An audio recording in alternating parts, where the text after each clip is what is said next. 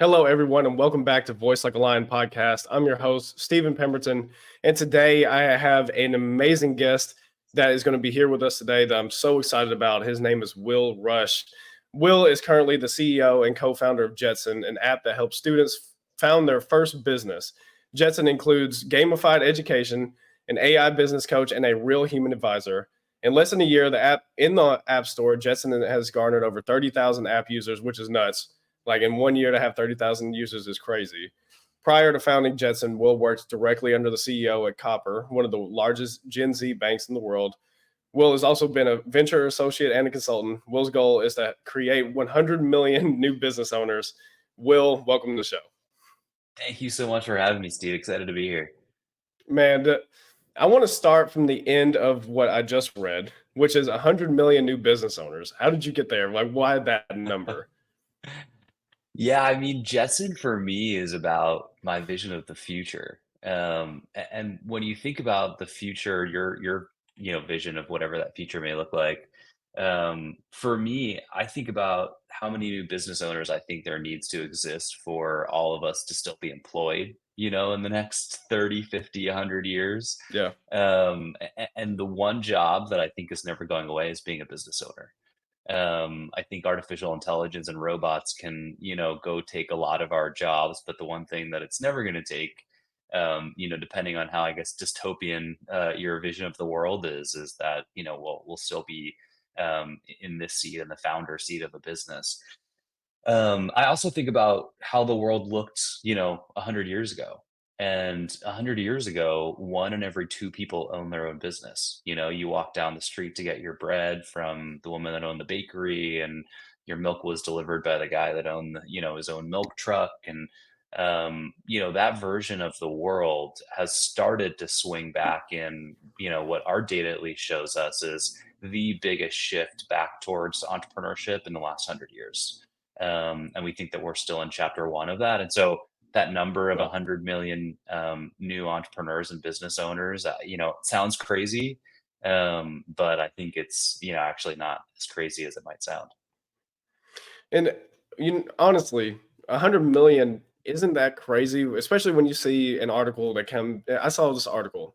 It came out yesterday or a couple days ago that Elon Musk and Jeff Bezos both said the same thing, that they believe that there's not an overpopulation of the earth, that we actually need to get to a trillion people to actually have what we need to have as far as a society. If there was a trillion people on the face of the planet, I'm pretty sure 100 million new business owners would not be unrealistic.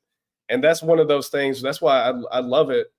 And because you have this big vision, there's been people I've talked to like yourself over the past couple of weeks. And when I'm talking to them, it's not just, okay, I want to make an impact on my community, which is amazing. Those are great.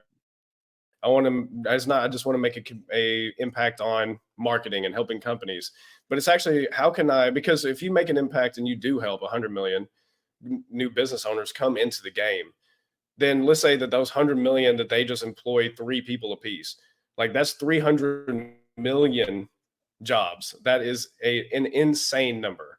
So it's exponential. And I love talking to people like yourself because it gives me a different perspective. And for the people listening, is it inspires you to just dream a little bigger, think a little bit bigger than where you're at. Just open your mind to the possibility.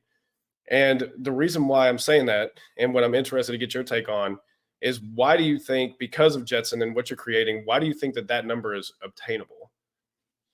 Yeah, I mean, the one stat that, this is just factual data of 2022, 1.5 million new business owners just in the United States register a business for the first time, meaning Well, they've never registered a business before, whether it's an LLC, a C Corp, an S Corp, whatever. And so, there's already 1.5 million people doing every single year what I think is actually pretty far down the stack, which is like going through the legal process of forming a business. I mean, there are way more, and I think exponentially more people that are curious about starting a business that actually never make it to, forming, legally their company. And what Jetson aims to do is what, another app that we always talk about as one of our key inspirers, which is Duolingo, the app that teaches mm, you about language. But yeah, what Duolingo does so well is, and this is no shade to Duolingo, I think what they do is incredible. you're probably not going to be fluent in French from being on the Duolingo No. app. Let's be honest, right?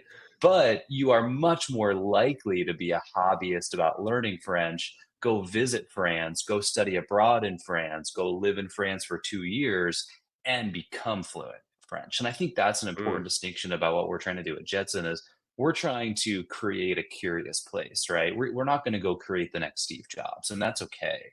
But we might be a place for that future Steve Jobs to get their first business idea and learn a little bit and realize that they actually are capable of building a business in that 0 to 1 stage.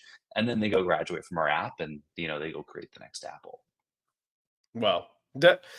That's actually fascinating that you talked about Duolingo that way because my son, he was on Duolingo for a year straight, where every single day he was learning Spanish.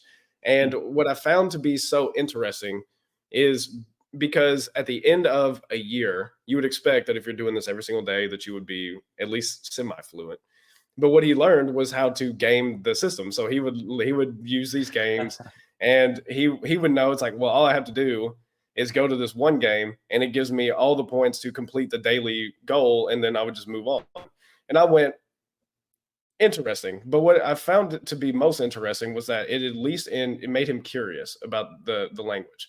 I've never heard anyone talk about Duolingo in that way, but that's always been my assumption was that if I'm just sitting here and I'm telling this thing some words, I'm not going to get fluent.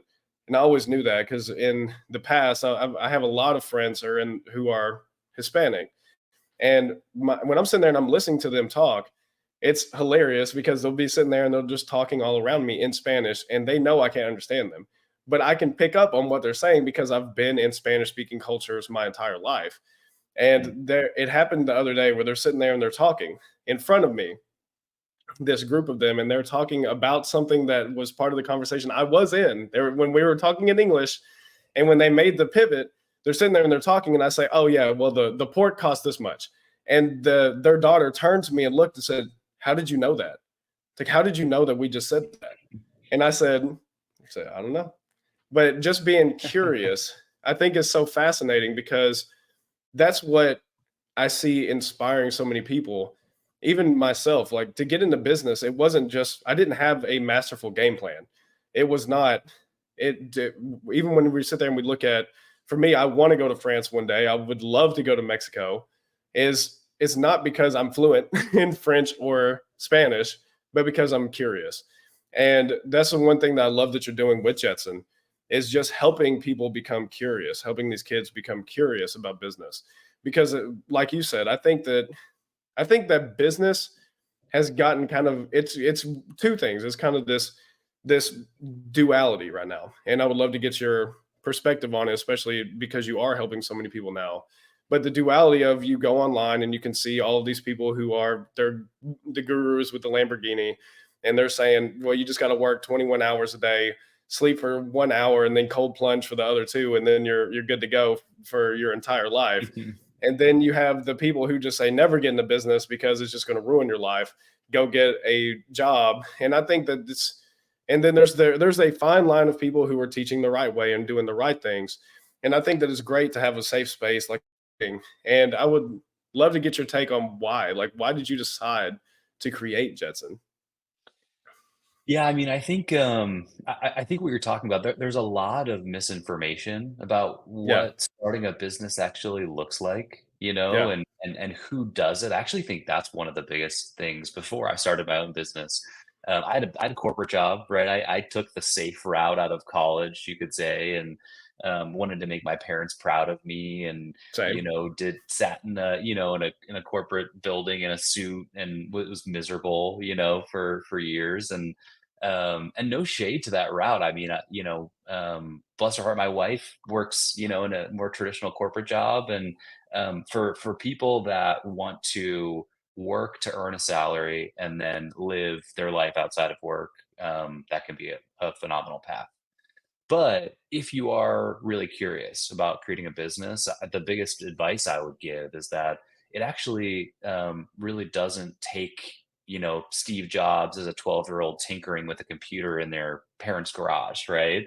I think too often we perpetuate this version of what we need to be a business owner, be Mm, an entrepreneur, and that's just not true. I mean, my parents, my dad had a blue collar business, my mom was a real estate agent. None of them had any understanding of tech or startups or entrepreneurship or any of that. And so I think like there's a lot of stories that we tell ourselves about what we need to be to go start a business that are just not true. And so if there's one thing that I hope Jetson does the best job of is really perpetuating the right idea, which is that any of us can be business owners and that all of us actually just need to find passion. To me, it mhm, comes down to the risk of time. A lot of people think mm, about starting a business and they think about the risk of their financial resources, right? It's, oh, I might not have a salary or it's going to, cost me money to start a business. And what if it doesn't work out, right? I would offer 100% of those people the risk of time because the risk of time, in my opinion, is much bigger than the risk of financial hardship. You only get one life, and time is ticking every second right now, right? We're not going to get this moment back in our life. And so, being intentional about how you spend your time, to me, that's the most important thing. And by being an entrepreneur, being a business owner, you have abundant clarity over your time. You know how you spend each moment of your life, and you can decide how you spend every second of your day at work, mhm. right? At a big company or at a small company or whatever, when you're an employee, you just can't do that. You don't have as much control over time. And so I think that's a much bigger risk for me when I started my business to actually go get control over time rather than finance or something else. Yeah, that's such an interesting concept because especially for me, when I left my corporate job and I went into business, is because I was in corporate for 5.5 years, going on 6 years. I had no idea what having that much freedom meant. Like I was actually blindsided by the fact that I could choose what to do with each second of the day. And it was a curse in the beginning because I was sitting there going, now what? It's like, can somebody tell me to do something or to not do something? But what's incredible about what you're talking about is because yes, of course, those fears can be you can validate any of those fears. You can validate how you feel by saying it's like, yeah, but what if it doesn't work? Or what if I'm destitute and homeless under a bridge? It's like those are all possibilities. It's like even right now, it is possible that the building that I'm in just collapses. Is it a possibility? Yes.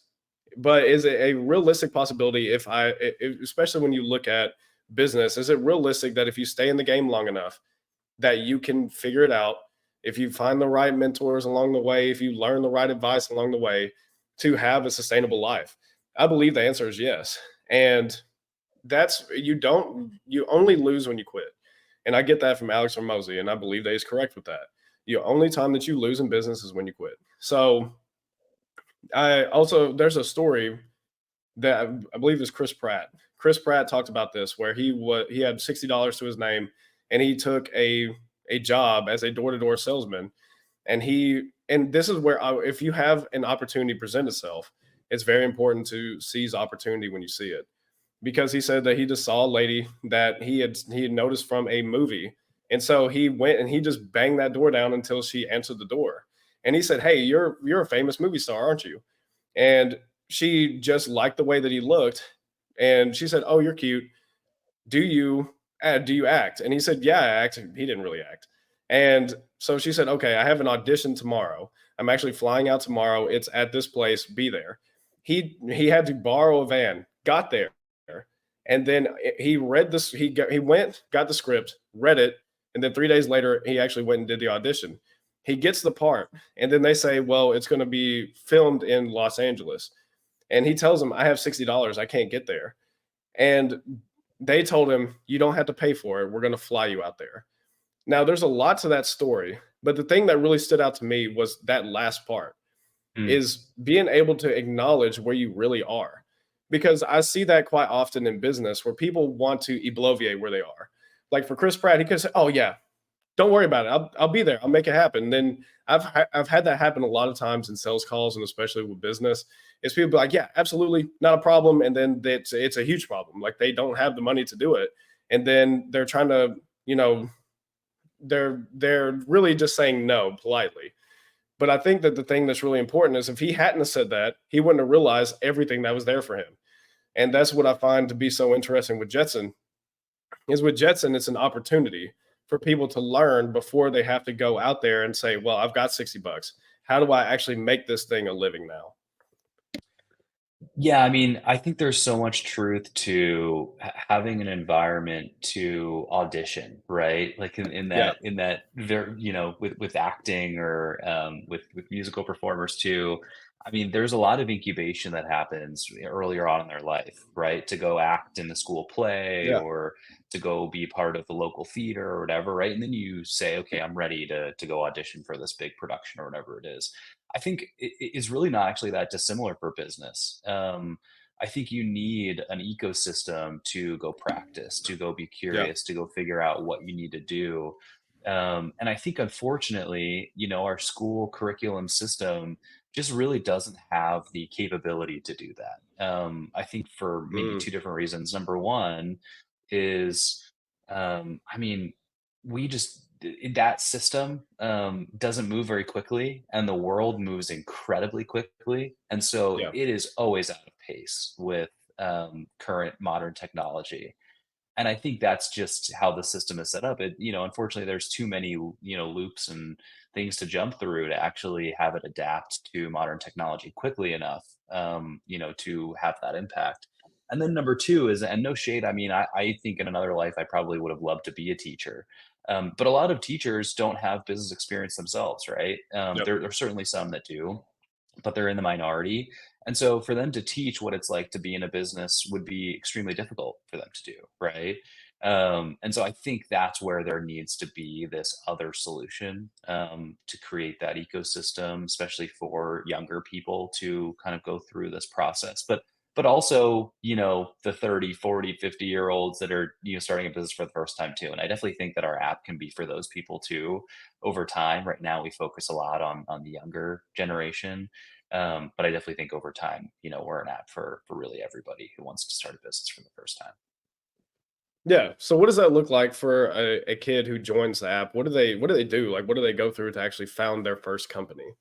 Yeah.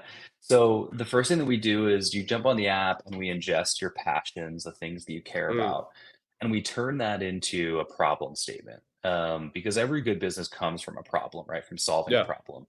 And so we actually try to point you in the direction very lightly of a problem that you've personally experienced before. And we identify that problem based on, those activities or interests that you already have. And so I'll give you an example. Let's say I love sports. I love to watch sports. Maybe you've been at a sporting event and you had a ticket in the nosebleeds, and you said, oh, I middle of the game, I look down at the bottom of the stadium and I see like these empty seats at the 50-yard line, right? That no one's in, that I wish I was sitting in. And, just no one's going to get to enjoy the game from those seats, right? So maybe that's a problem that that person has personally experienced. Then our AI generator actually goes and it's trained on recently funded businesses. So really, really good business ideas. And it proposes a business idea to that solution. It actually proposes like multiple different ideas, and then you select one. And so let's say in the same example, maybe the optimization would be, we're going to go resell in the middle of a game those seats at the 50-yard line, right, on an app. And you're going to be able to go on that app at halftime and say, hey, no one's in those seats. I wonder if, I can buy them and go sit in them for the second half of the game or whatever, right? And so that would be your business idea. That would be your core business idea. You would then get a personalized 30-day checklist for the first 30 days of your business. And so you would go through like, what are you going to name your business? What's your logo? What's your target audience? Who are your competitors? And then you start to build your product, build a website, build a marketing campaign. All of those things go into the app. You also get paired with a human mentor, and that human Well, mentor is there to coach you through this process as you encounter, obviously obstacles. It's the one thing that I think about myself as, a young person who had a lot of startup ideas always. And I never really had, right? I never had that person that was 5, 10 years older than me that had already gone through some things that I would have loved to be 10 years in the future. And so I hope that between those three things, we can give a lot of clarity and a lot of curiosity to those people. So give your business idea, give you a personalized checklist of actions to take on your business, and then give you a great mentor to coach you along the way. And then, of course, that 30-day checklist turns into a 90-day checklist and beyond. Yeah. Wow. First off, that I mean, I don't know if anyone's doing that, but that's actually a really good business. The 50-yard line seats, like that's pretty good because there's been plenty of times because I do genuinely enjoy sports. I grew up where my mom would take me to I grew up in Tennessee, so my mom would take me to Tennessee Volunteer Games, which is the team of the state. And we used to go all the time, and I used to always see those seats open and just be like, can I just walk down there and sit there? There's nobody, there hasn't been anyone in them. And I just sit there and think about that for season ticket holders, especially is your tickets are already you're already paid for them. So if you're not going to be there and no one's going to use them anyways, could you sell them halfway through the game? Or let's say you had to leave halfway through the game, and could there be a way to actually sell that? That's actually a really good one. I'm just throwing that out there, especially. But I just thought that the thing that's really cool about all of what you just said, there's a gentleman that we are helping basically build his online business. I mean, we're pretty much building that thing from the ground up. And he has a physical business that is doing really well. And what we're doing is building his whole online business where now he can help other business owners that are in the physical space that he is in. And the one thing that I noticed was the way that you lay the groundwork to having your business, what you're talking about with the marketing strategy, with the target audience, with all of these things, that is really, really important. And I love that you went a step further and you guys are helping them be paired with a mentor because you can have all of the great things. You can have a perfect plan, but if you don't know how to implement it, you might as well not have any plan. And I've heard it said best is the best plan is the plan that you can stick with. So the really cool thing is you're giving them is you're not just giving them a great plan, you're giving them the mentor to lead them along the way. So with Jetson, now that so you had this conceptual idea, you started coming up with it, you sit there and you go, okay, I want to help. We're going to start with kids, we're going to help them from the time of conception where you this is in a thought in your brain. How long did it take for you to actually get the funding to build the platform to actually start getting users? Yeah, I mean, so it's been a little over 2 years since I, like, founded the company officially in paperwork and, went full time into actually being a business owner myself. So Jetson as a company is a little bit over 2 years old. You do the math, we're about 13 months old as an app now. And so it took, almost a good year for us to actually, get things moving. Um, that first year was, I think as a lot of young businesses or young startups, it was a lot of formative actions. Just figuring out like, okay, who's going to be on the team, raising money on what was really at the time just a pitch deck, creating a wait list on a website for the product that didn't exist yet, and getting people excited about it, incubating a community. And this is I actually think like if I were to tell a young business owner who's starting a business for the first time what to do, and we get probably the number one question is, I'm not technical, I don't know how to build an app, like what can I do to go create this product that I want to create? My Yeah. advice to them 100% of the time is, you do not need to be technical, you do not need to go build your app right now, that's not a priority. Go do the manual version of whatever the value that you want your app to create is. Mm, And so what that looked like for me was actually literally helping students start companies in a community program that existed completely outside of the app that we still run to this day. And that community is every single quarter we invite a group of kids. It started as 6 kids and now it's a little over 400. And they come in wow. and they're on a Discord channel with us. They go through a curriculum that's actually the curriculum now that's inside of our app, and we help them build their business, and we learn about what they're struggling through, we learn about what they want, like human mentorship, we learn about what problems they encounter, like they don't know what actions to take at specific moments in their business. We learn about how they want to learn in the first place, right? They don't want to read a textbook, they don't want to listen to a 45-minute podcast. Time is the scarce resource for a lot of young people, and so they Yep. want to do 2 minutes of education, similar to how Duolingo does their foreign language lessons. And so we've learned all those things by doing that manual community program. And so a lot of my time and energy went to that in that first year and recruiting a team. And then, of course, fundraising, getting enough money to say, okay, let's go hire some people, let's go build this app, let's go get it live. Um, the second year of it being live, I think you just go through, I think, a lot of patience with a technology product. And you always want your app to be the next thing, the next vision that you have in your mind. And it always feels like it's lagging a little bit of where it is in this current day. And then you get used to that and you say, well, we're doing some really great things. And as long as that's showing up in the data, then we'll get to that next thing in time. And but it, I think even 2 years and change into the business, I learned something new every single day. Wow. That Thank you for walking us through that because that's gold. Like that's gold to anyone who is listening right now, what he just said, because that for that part right there of just doing the manual labor first, that is the thing, period. A app, course, business, whatever it is. Because it doesn't matter if you are creating an app, it doesn't matter if you are going to go be a landscaper. Instead of sitting there and thinking, well, I got to build my website first and then I've got to go make some really good business cards, like maybe you just go to your neighbor and say, hey, I saw that your pavers are broken, pay me 50 bucks and I'll replace them and make it look good. And then you just make it look good. Or if the yard's really bad, you just go cut it and make it look really good. And then you just say, hey, who else do you know? Like if you just go put the rubber to the pavement, because that's like you said, that's where you got to learn so much. That's something that I've learned with business and the multiple businesses that we've had is you don't I'm not going to mince my words. You don't learn just from good knowledge. You don't just learn from having the right plan or from hearing someone tell you how to do it. You learn when you do it. And Mm. that's why your content is so good and it actually is helping people and it's going to change lives and you're going to be able to get to 100 million users and 100 million people that are going to be new business owners is because you did it first. Like you went and you learned it first. Like you were helping people doing it. That's why you created this. It's not like you created this and then tried to retroactively go figure out what needed to happen. It's like no, you figured out what needed to happen and then created.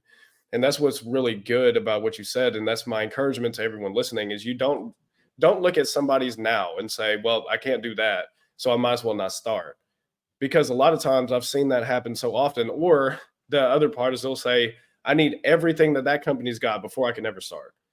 And that is such a detrimental place to be because if you're trying to model Nike, unless you've got $100 billion, I'm pretty sure you can't be Nike day one. You cannot model Amazon and say, I'm going to be Amazon. It's like if you are a solopreneur and you have zero funding, I don't think that's a realistic possibility for you to take on $1 trillion company. So, what can you do? You can model what got them there. And I'd love that that's what you're talking about is what got Jetson to where it is now and where it's going in the future. You got to model that, model the pavement, the actual going and reaching the kids. Went from 6 to 400.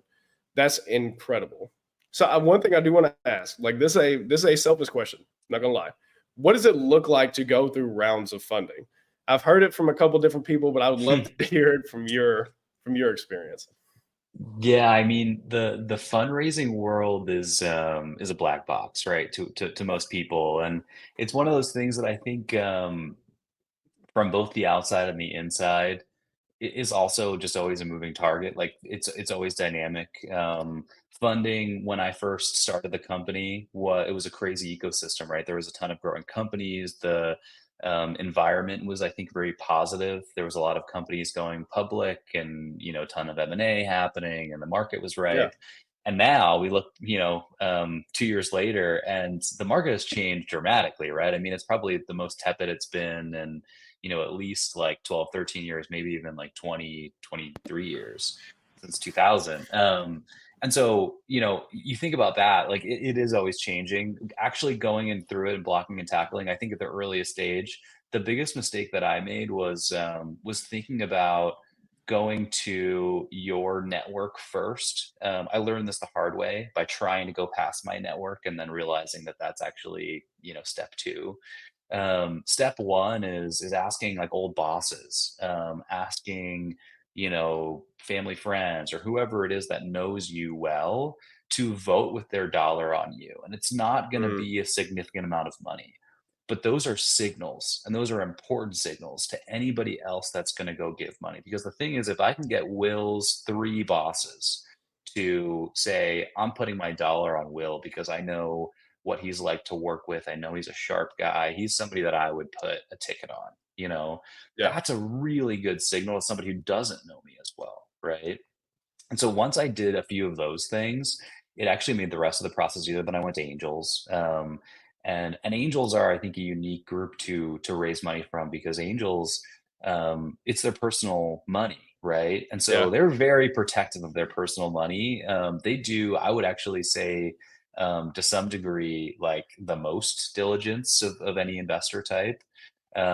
They usually bring their own anecdotal experience, and so that can be a good or a bad thing, to be totally honest. I mean, there's a guy that's been a lawyer for 45 years that was a potential angel investor who did not invest, spoiler alert, in Jetson.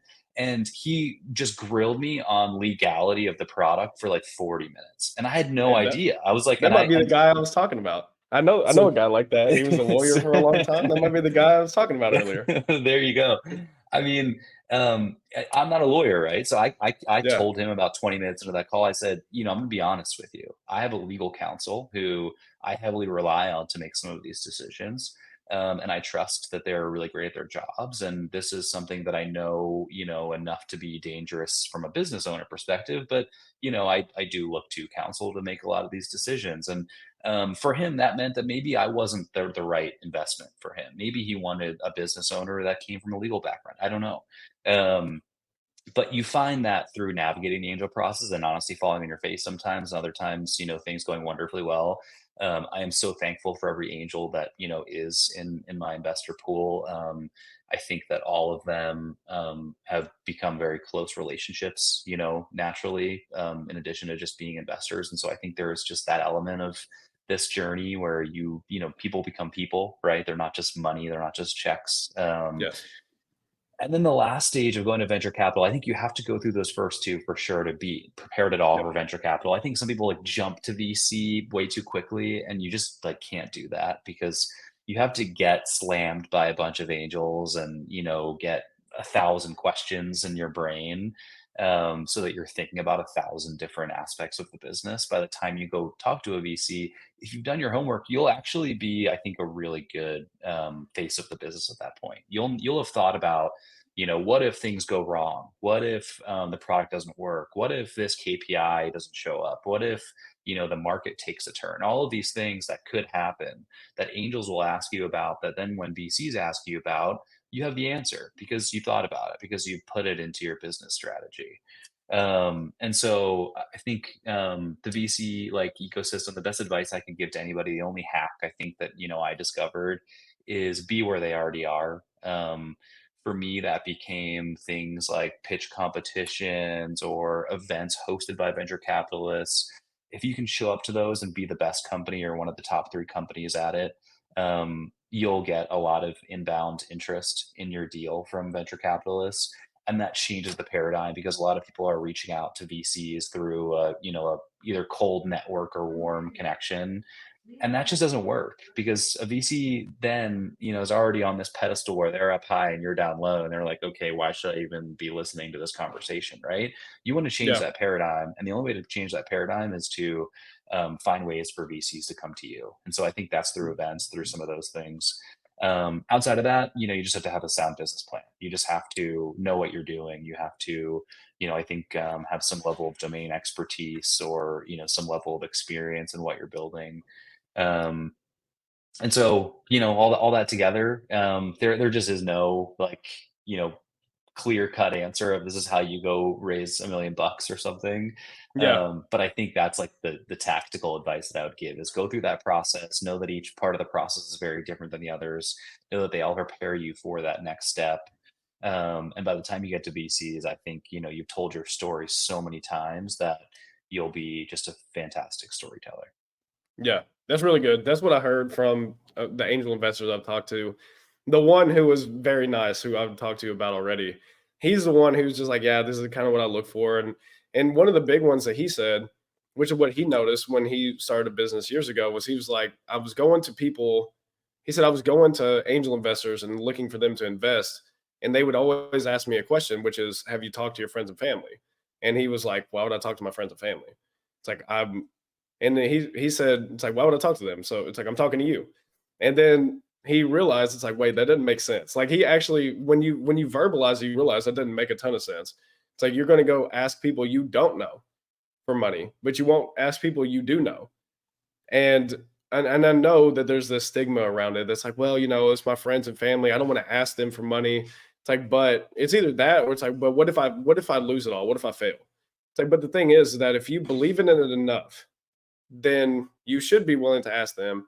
And what he said that he found really interesting is when he went and he asked his friends and family and he showed them the business idea, he raised $50,000. And that's where he started. And then it made it easier to go get other investing from other places. So I think that's the big thing for people listening when it comes to raising capital is you have to go through those different things. You have to go through friends and family first. And then going through angels is a great way to get grilled. I know from experience from investors, they well, I mean, even for me, have not gone through any funding, and I haven't tried to pitch any of them, so I can only imagine. And for me, is only when I try to connect companies with them, it's like, okay, I need with some of them, it's not a hard process. I send them a couple things, they look at it, they say, okay, yes or no. For some of them, it's like these are all the things I need to know. This, this, this, this, this. I need to know their great great grandmother's last name from 10 years ago before she changed it. And it's like I need an ancestry.com then. I guess I need an ancestry DNA test or something because there's no way I'm going to get you all this information. But I just want to say thank you. I know you. I just want to say thank you for what you're doing with Jetson because I think that's really really important. I know we don't have a ton of time left, but I would love to just hear from your perspective, like with the vision that you have of 100 million new business owners. Where do you see Jetson going within the next 5 years? Yeah. I think the first thing that we have to do is we have to be the place for students to be curious about business. Wow. And I think what that looks like is being in most high schools in America and probably a fair amount of colleges as well. I think what you see happen in a lot of high schools is, and this is new. I mean, this is not when you and I were probably in high school. There wasn't a lot of business class, right? I mean, No, for me, I didn't have any. Like, I think no, I maybe have there was none. one elective that like only the really really smart kids, in school maybe took. But honestly, I think that's the biggest change is that there's an appetite for business education in high school now, but there's obviously like a huge demand for it, but there's not the supply of teachers. And so, Yeah, all the time, and this happens literally like every single high school almost that I go to. I will go show up at a high school and do something with like their business education program or, do a workshop or something. And when I show up, the teacher is always like, thank God you're here. Like, I don't honestly know that much about econ, or I don't know that much about like business yeah, finance or the things that they're teaching. Right. And so I think there's this opportunity to help to be a very symbiotic force with that appetite for business education in high schools. When it comes to college, I think there's experimental time of life for a lot of people. It's a time where a lot of people are saying like, hey, like I just got a bunch of loans to be at this, place that like I'm, going and partying on a Tuesday night and, yep, like trying to get by in my classes and whatever else, right? And so I think that experimental period of life is a great time to think about starting a business for the first time and actually thinking about it as a replacement for an actual career if you want it to be. Um, and so, I think that's step one for us in the next 5 years.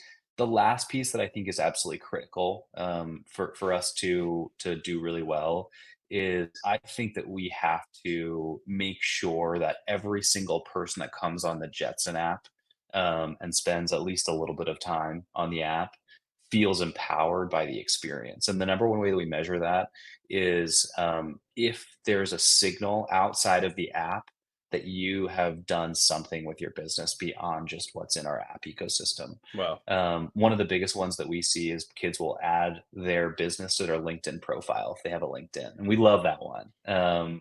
It shows that they were confident enough about their business on the Jetson app that they actually then go put it on their LinkedIn as one of their experiences, as they're a founder of that business. And that gets me fired up. I mean, that's the warm and fuzzy, like why I get up in the morning, stuff about what we're creating. And so if we can see, we see that in like the hundreds right now, or at least the ones that we can track and the ones that have LinkedIn. But if we could see that in the, tens of thousands beyond, that says to me, hey, Will, you're making a serious impact on these kids. And, frankly, if the business is doing that, then we're doing our job. Well, I love it. I'm Thank you for being here. I knew it was just going to be a great time with being able to chat with you because of the impact that you're making. You're one of those people that I knew it from the moment that we were connected. Shout out Robert. The Big Rob. Because yeah, Rob, great guy. He was on the show. I posted stuff all the time still, but with just a connection. I mean, because you're genuinely one of the, just like the chillest people. You're very humble, and like, if anyone was to talk to you, they wouldn't realize that you have an app that within a year went from where it was to 30,000 users, that you're making this impact on the next generation, and you have a goal of helping 100 million new business owners. Like, you just don't give this bravado that I've because you don't have this like rough and tough exterior. You're very accessible, and I'm very thankful for that because that's what keeps people curious. And that's one of the greatest qualities that you have is you are the living embodiment of the app that you've created. And I want to encourage you that just continue to be the person that you are. You don't have to change. You don't have to be Steve Jobs and be the absolute meanest person in the room to get the job done. I believe that the person that you are right now is the exact person that you need to be to make the impact that you are looking to make. So I just want to thank you again for the show. Oh man, Steve, thank you so much for having me. I mean, it goes back to you too, right? I mean, what you're doing in this podcast and the listeners that are tuning in right now. I mean, you're trying to amplify more business owners yourself, right? And education on what it looks like to be a business owner and what lessons can we learn from, everybody that's had different experiences. Rob and ecom, which I know nothing about, right? Me and tech, Yeah, and everybody else that's on your podcast. And so kudos to you. It takes an army. It's going to take all of us, yep, to amplify the next generation to be more prepared than we are. And getting to work on that problem every day is like the inspiration of my life. So yeah. fired up. All right. So, hey, before I let you go, because I know you gotta run here soon, is where can people find more about you and especially more about Jetson? Yeah. So our website is easy. It's Jetson.app, and Jetson is spelled just like the 1960s cartoon. If anybody listening is familiar with it, Jetson. So Jetson.app, definitely check us out. You'll be able to get a link to the app directly from the website if you want. You can also search Jetson on the App Store. It's on the Apple App Store and on the Google Play Store as well. Um, and then you can always love to connect with anybody listening through LinkedIn. My LinkedIn is also super easy. It's just like LinkedIn and then like Will dash Rush at the end. Or you can just search Will Rush and you'll see me in there, co-founder of Jetson. So would love to connect with all of you guys. Again, kudos, Steve, to all the things that you're doing, and excited to see everybody hopefully connecting and checking out the Jetson app. And feel free to send me any feedback. Yeah, for sure. Thank you again for being here. Everyone who's listening, please go check out Jetson. It's not just for kids. Like, this thing is an app that is very robust. And if you do have children that are in the house, make sure that they check it out. This is going to be something that is I'm not going to say better than Duolingo, but I'm going to say it's better than Duolingo, but completely just my own opinion. Make sure to check it out. Will, thank you so much for being here. To everyone listening, thank you again for tuning in. And until next time, I'll see you guys on the next episode. Thanks, Steve.